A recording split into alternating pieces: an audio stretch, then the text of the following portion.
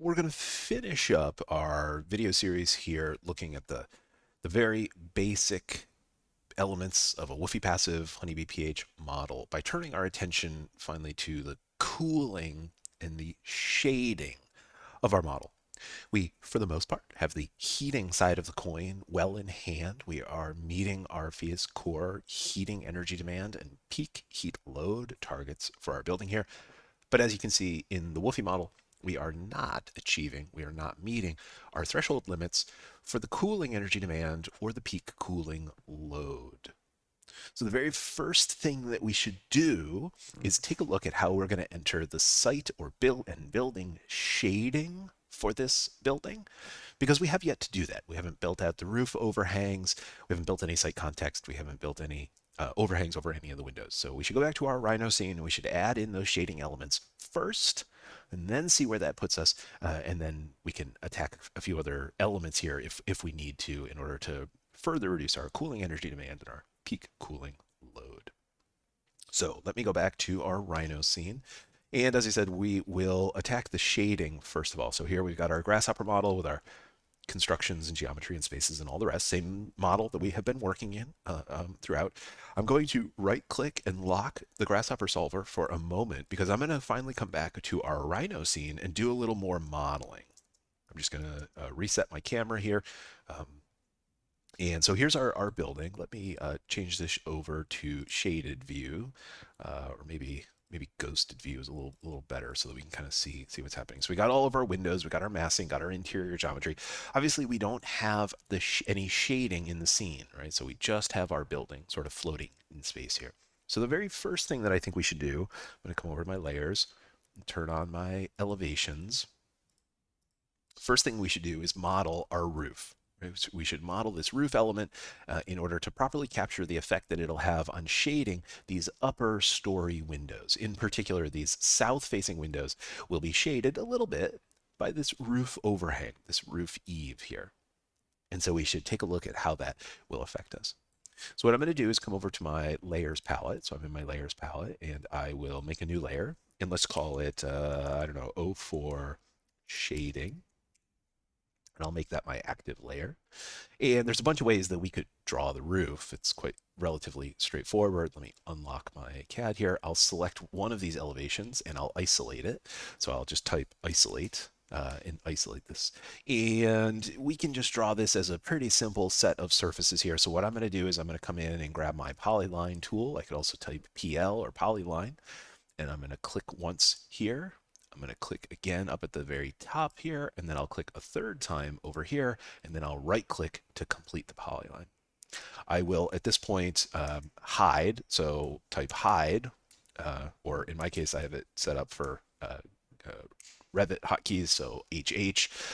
In any event, now we have our curve here, and we can simply extrude the curve by just grabbing. So again, I just grab the curve, and then I grab this little round guy here in my gumball. This is my gumball. If you don't see your gumball, you can come down here and turn on your gumball. Just go ahead and extrude it, and then I'll delete that starting curve. All right, so I've started building my surface. I'm going to show the rest of my elements here. And what I want to do is I want to line up, so obviously it's the wrong size right now. I want to line up this edge to this edge over here, and I want to line up this edge to this edge here. So let's start with this edge. I'm going to just grab, well, let me just hide that, get that out of the way. I'm going to grab this. I'm going to type M for move, and I'm going to start moving this, hit the tab key, and move it into position. Notice I'm snapping to this edge right here. So if I was to look at this in elevation, I've moved this over so that it all lines up on the edge there.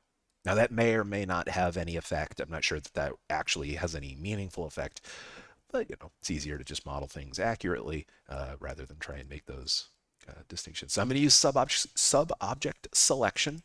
So holding down Control and Shift to select these two edges, and then I'm going to move those edges into position. So I can move them using the gumball, or even better, I can type M for move, grab a starting point, start moving, hit the Tab key to lock the direction. Now, no matter where I move my mouse, I'm only moving left to right, and then I can snap to the edge there. Alrighty, so there's our roof overhang. So clearly this roof overhang is going to maybe do a little bit of shading in the summertime when the sun is very high in the sky. So we might get some shading on those elements there. All right, so let me turn those guys off to get those out of the way. Let's go back, bring back our grasshopper panel here.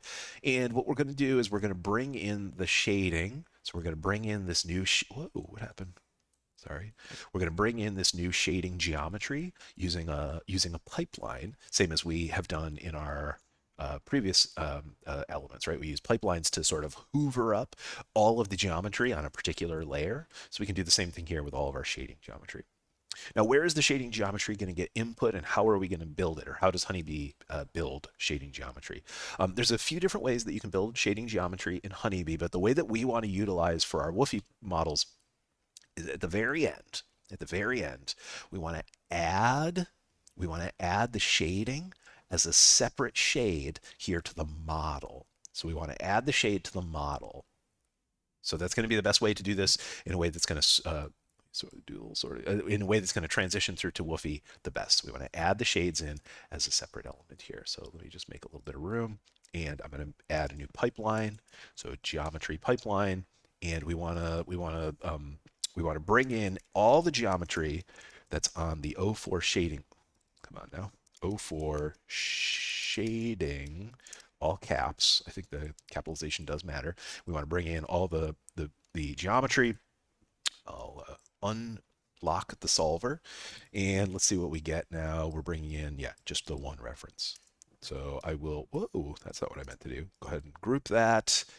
Color, just as always, I like to indicate where inputs are coming into my grasshopper scene, just using this office convention that we have here. So, anytime that we have stuff coming into the grasshopper scene, we give it that same styling. Now, I cannot just take this geometry and plug it right into the shades. So that would not work. This would break. If I tried to do that, this will yell at me. It'll say, hey, what are you trying to do? What are you trying to do here? First of all, we need to come to Honeybee, create, and we need to create a new shade object. So we need to take this geometry and we need to build a Honeybee shade from it, and then we can input it into our model. So now we can input it into our model there. And now, let's get rid of that. And now this new shade is coming through and getting added to the model. So now if I write this out to my WUFI scene, come to WUFI, open, say open, desktop, get the latest timestamp. So yeah, notice now we have our shading element in. So the shading element comes in as a separate surface. It's going to come in here under as a separate shading component. So we have our building with our shading. And now if I go off and calculate, let's see, oh, look at that, that was enough. So our cooling demand, what were we supposed to be? Let me go back to our localization. We were supposed to be below 8.8 and we are at 8.63. So just under the limit. So just under the limit. So just adding that little bit of shading on these upper level windows was enough to reduce the annual cooling energy demand down to 8.63. So that's pretty good. So all it took was that little bit of eave overhang, and we were able to get our cooling energy demand down below the threshold. So that's great. So we've got our shade element here. Now the cooling load, though, the peak cooling load is at 3.6, and we're supposed to be down below 3.1. So our peak cooling load is the last piece of the puzzle here that we need to deal with in order to get our building into Fias core shape, certifiable shape here. So what else do we need to do in order to sort of drive down the cooling energy demand? Well, we added one bit of shading, but I think it's worth sort of asking the question, of the rest of the building, where is it seeing the most amount of solar radiation? And there are a few ways that we can kind of take a look at that here in WUFI. We can come into the case and we could come down to our peak load, and we could, where's our peak load? Peak load, where are you, peak load? There we go, our peak load, and we could kind of see, BTUs per hour, peak load, internal gains, west window solar gain, south window solar gain, east window solar gain. So we're seeing some gain. It's not super clear. Like if we wanted to add more shading to the building, like exactly where would we add it to further reduce this cooling load? It's not, probably it's south windows, but kind of exactly how. and where is a little bit ambiguous here. So let's go back to Rhino. Take a look at a specific method that we've implemented within Rhino to help us identify the best places to add more shading into our scene here. So we haven't really done any solar radiation analysis yet within Rhino. There's a bunch of tools in Ladybug that allow us to do very, very sophisticated radiation analysis, though. And so what we can do is if we come into our where are we? Honeybee-PH. You'll notice that there's a whole section here dedicated to shading. Now, most of this is going to be for PHPP users where you have to calculate shading factors here in Rhino. But some of this is useful for those of us working in WUFI because it does have some visualization tools that are built in as well. So in particular, we can calculate solar radiation for the windows and very quickly see a sort of a visual representation of where most of the solar radiation is occurring on our project here. So let's do that. Let's do that right here. And what I'm going to do is so this necessitates a few different components. So I'm going to grab this first component. So the first thing we have to do is we have to build some shading geometry. So this guy's going to take in our honeybee rooms. So this wants to see our honeybee rooms. So I'm going to grab honeybee rooms and drop those in right here. All right, so this is going to go off and build a bunch of geometry. So it's going to do some stuff where it like pushes the windows back in space and does some other kind of things to basically kind of get the geometry ready to analyze. And then what we can use is we can use this tool right here, this LB tool. This is implementing a specific, well, let's call it a specific implementation of the Ladybug radiation solver. So if we were to go to Ladybug, not Lunchbox, where's Ladybug? Ladybug. Notice that Ladybug has several different radiation solvers, sunlight hours, or this incident radiation component. So this incident radiation component has been used in a very particular way in order to allow us to evaluate the radiation on our windows very easily. To do that, all we have to do is input our honeybee rooms and then input a few other settings, and then we'll go off and run this. So let me do this. We'll do this. So when we're ready, we'll go off and run this. So we do need to supply some settings here. If we go back to our Honeybee-PH, you'll notice that we have a settings component. So this settings component, go down here, the settings, go into the settings. And the settings just need a few things. They really just need an EPW file is really basically all this needs. And so we need to provide an EPW file. An EPW file, of course, is the climate file that Energy Plus and Ladybug use in order to do their work. So to do that, to get an EPW file, we can go to Ladybug, and we can come over here to import, and we can use this download weather tool to supply an EPW file. And all we need to do here is just provide a URL. So where do I find the URL? Where do I get these weather files? Well, we can use Ladybug's LB EPW map.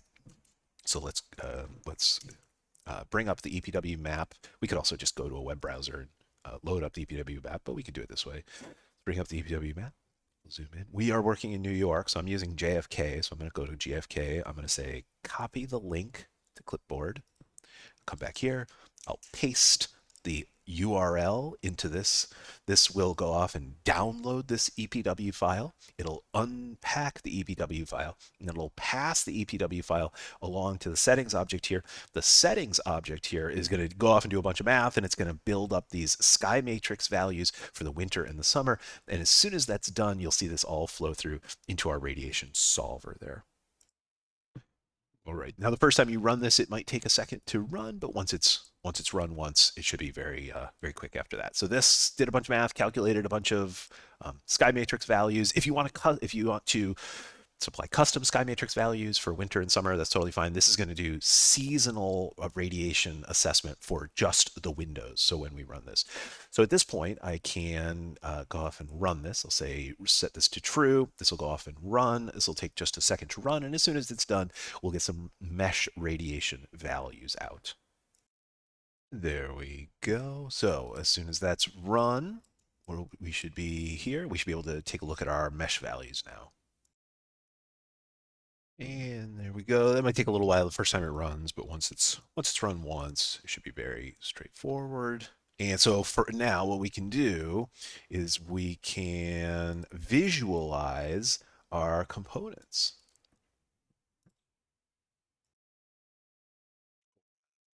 rather, we can preview the radiation results, I'm trying to say. And let's do this. Let's turn these off. There we go. Look at that. All right. Or maybe we'll put this into wireframe and then turn these back on. Right. So what we're seeing, turn these off. There we go. Okay. What we're seeing now is the winter solar radiation. So the winter solar radiation as a colored mesh. So red, higher values, uh, blue, and then yellowish lower values. We can also, let's do this. Let's output our legend here as well. So we can see, there we go. So there's our legend. So we can see kilowatt hours per year at the different on the different orientations. Obviously, south, a lot more solar radiation than any of the other orientations there. A little bit on the east and the west side as well. Although I should say, we have yet to input our shading surfaces. So one of the things we should do here is we should grab these shading surfaces, combine them with our roof, and then input those. And I think when we do that, we'll get some different values here, right? So this is set up. It's now got all the climate data that it needs, but we haven't really given it the right context. So right now we're just feeding in the honeybee rooms. We kind of want to give it these shading surfaces as well. So these shading surfaces, if we take a look at what this component generates. So this component generates basically the geometry, and notice also, turn these off. So these shading surfaces, it's going to generate basically the sort of punched openings, the punched openings, if you will, around the windows there. So these, we would like to combine these with these guys up here. So we can take these, and if I hold down, whoa, not those, sorry. Grab those and those, right? So we'll combine together all of those surfaces, and then what we can do is input these surfaces into our shading surfaces. So our shading surfaces, so it'll then use these as context to calculate the shading values for the rest of the building. So I'll input those, and then we'll see what it calculates at that point. Go ahead, let me just lock this. I'll set the same values for summer and winter, and let me flatten that so that those are all flat there. All right, so let's let that calculate and see what we get. And so let's see what we got there. Let's turn this off, and we'll turn our mesh preview back on. So now we're getting some slightly different results there. And notice here we've got a fairly dense analysis grid across here. And so we're getting some reasonably good results from our analysis. So our grid is tight enough. You can sort of see the grid breakdown here. So it's doing quite a bit of analysis on these things. We could increase or decrease the grid size, I guess, if we wanted to get a slightly different result, or a different to speed things up or something like that. In any event, this gives us a pretty good picture of where we're getting most of our solar radiation. So to go back to our question, if we want to further improve the solar radiation situation, meaning if we want to reduce the solar radiation in the wintertime, it looks to me like focusing on these, big south-facing windows is going to be probably the best way to do that. So one of the things we could do is we could just add some new shading. So for instance, what if we added a nice piece of horizontal shading over this guy here, reducing the solar radiation? We could add that in as a new shading element, take a look at how that impacts things here, and then push that through into WUFI and see if that's sufficient to reduce our cooling load. So let me lock this for a second. And what I'll do is I'll come over here, and I'm on my shading layer. And so I'm just going to grab, let's take this one, vertical. Let's take rectangular plane through 3 points. And what I'd like to do, I'm just going to come in here. I'm going to grab 1, 2, and then I'm just going to extend this out. So I'm just going to extend it out some arbitrary dimension. Let's say, whatever, 18 inches, 2 feet, something like that. And then maybe we'll raise it up a little bit to make it a little more realistic. But let's say that I'm going to reset my zoom. So let's say that we added a new piece of shading there. Is that gonna help us? Obviously, we could push this all out to WUFI, but we could also take a look at it visually and see if adding that much shading really seems to make any sort of effect here. So I'll unlock this and let this calculate, and then we'll come back and take a look at what the results look like there. There we go. So there's our results. We preview out. Remember, we're looking here. Turn back on our legend. We're looking here at kilowatt hours per season.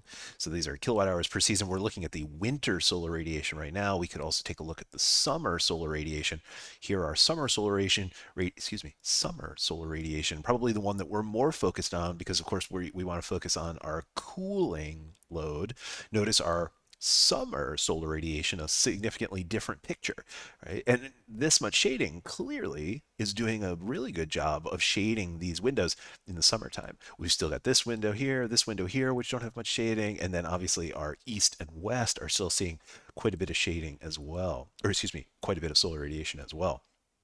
But these tools can allow us to evaluate, dial in, help guide us as we build out these types of shading elements. Now, is this shading element alone enough to reduce our peak cooling load? Well, let's take a look. So that's coming through because we're using a pipeline. It's going to automatically flow through. And let's go ahead and output this to our WUFI file. Now all this radiation stuff down here won't matter for the WUFI file. Notice that none of the outputs here are flowing into the WUFI file. So this is sort of calculating on its own, sort of off to the side. This is just useful for visualization. Again, it is useful for folks working in PHPP to calculate shading factors, but we don't use that for WUFI. So we'll just write out the WUFI file with this new shading element in here. Go back to WUFI, open up, and let's see. We'll see that this new shading element should come through. Say open. Yes. And there is, yep, there it is. So there's our new shading element here. So when we now use our WUFI calculator to calculate shading, is that enough? Oh, 3.29. So not quite enough. So this element here is not sufficient to bring our peak cooling load down below. Remember what our target is? Our target is 3.1. So 3.1, we're at 3.29. So maybe we need to add even more elements. Maybe we need shading over this one, shading over right? We have two good south-facing windows here, which are not shaded in the summertime. So just looking at the visuals here, it looks to me like both of these need to be well shaded. So let's do that. Let me lock this and let's move this over. So I'll move this over and I will use my sub-object selection. I'm just going to quickly put some shading in place over these windows, see if that's enough. Again, we're sort of designing it as we go here, right? I don't know what these shading elements are made of yet. I don't know, how they're attached, but this is allowing us to play with the design and evaluate whether or not this is even a good idea, whether it's sufficient, whether it's helpful, anything like that. So let's see what happens now when we run our shading solver there. Let's make sure this is off. Let's see what happens when we run our shading solver there. One thing I'm going to do just to speed up the solution here is affect my grid size.